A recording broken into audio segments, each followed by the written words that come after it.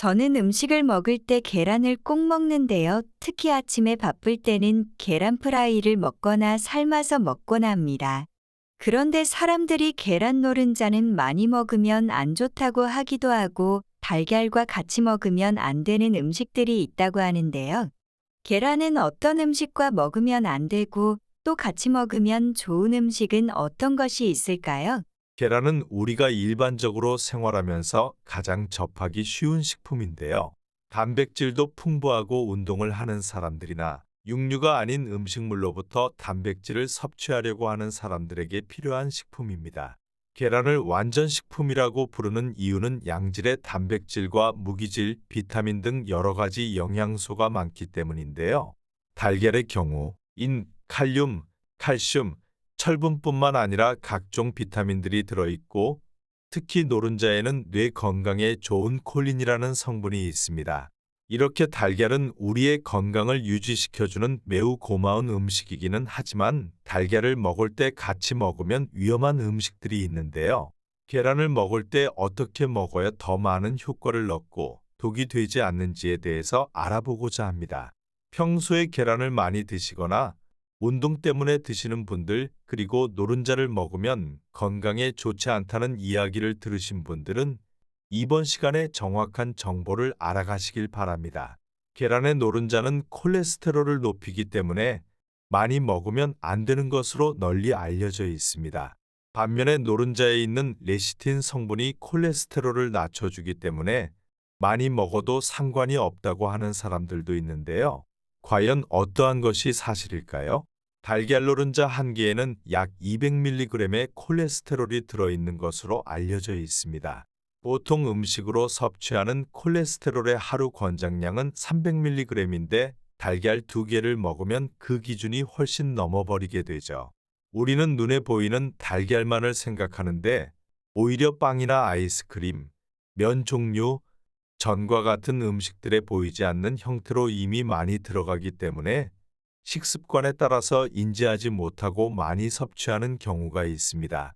국제달걀협회에서는 하루의 달걀 소비량과 혈중 콜레스테롤이 상관없다고 발표를 하기도 하고 노른자에 들어있는 레시틴 성분이 콜레스테롤을 낮춰준다는 주장도 있지만 이는 사실이 아니라고 하는데요.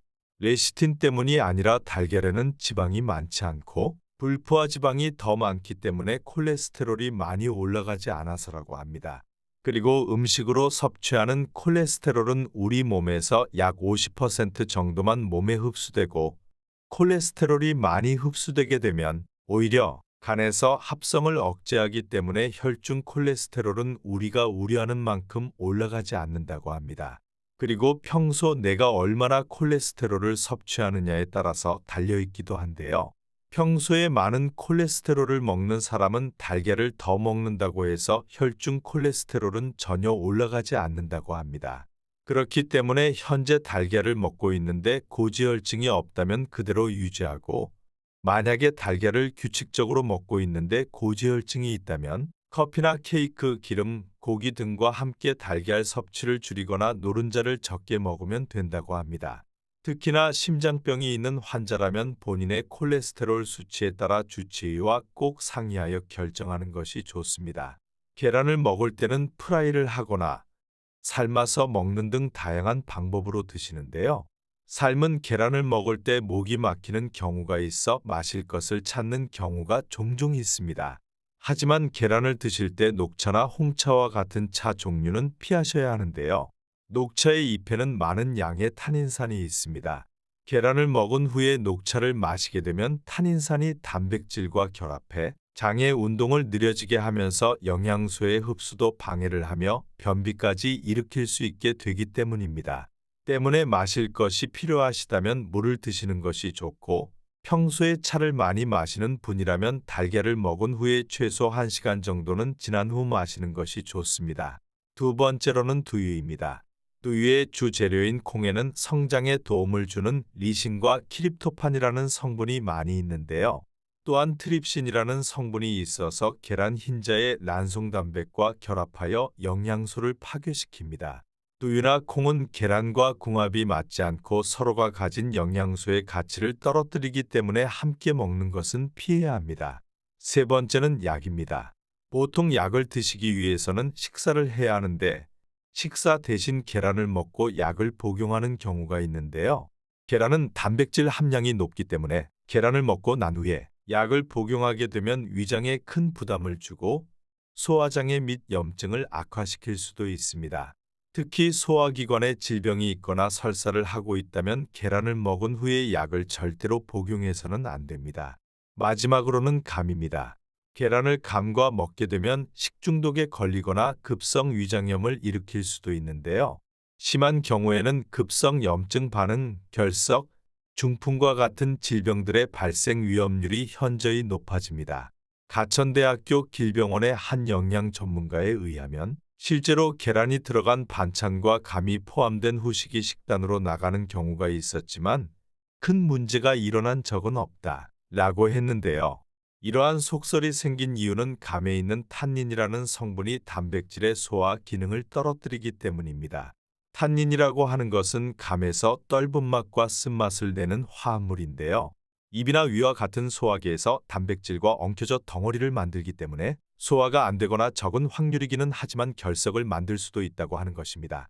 감 한 개에 들어있는 탄닌 함량으로는 구토나 복통이 생길 가능성은 매우 적지만 과하게 먹으면 문제가 될 수는 있다고 합니다. 그래서 감 이외에도 탄닌이 함유된 식품은 같이 먹지 않는 것이 좋은데요. 탄닌이 많이 함유된 식품으로는 감, 밤, 도토리, 차, 석류 같은 것이 있습니다. 하지만 탄닌이라는 성분이 계란과 같이 먹었을 때 이런 증상을 유발하기는 하지만 몸에 좋은 항산화 성분이기 때문에 항염작용을 하기도 하고 지방 배출에 매우 효과적이기도 합니다. 이외에도 시금치를 드실 때 시금치의 수산 성분은 계란 노른자의 철분과 반응해 흡수를 떨어뜨리기 때문에 같이 드시지 않는 것이 좋습니다. 이렇게 계란과 함께 먹으면 안 좋은 음식들이 있다면 우리는 어떤 음식을 계란과 함께 먹으면 좋을까요? 계란에는 단백질과 칼슘, 철, 마그네슘, 인, 칼륨 등 우리 몸에 좋은 성분들이 풍부합니다.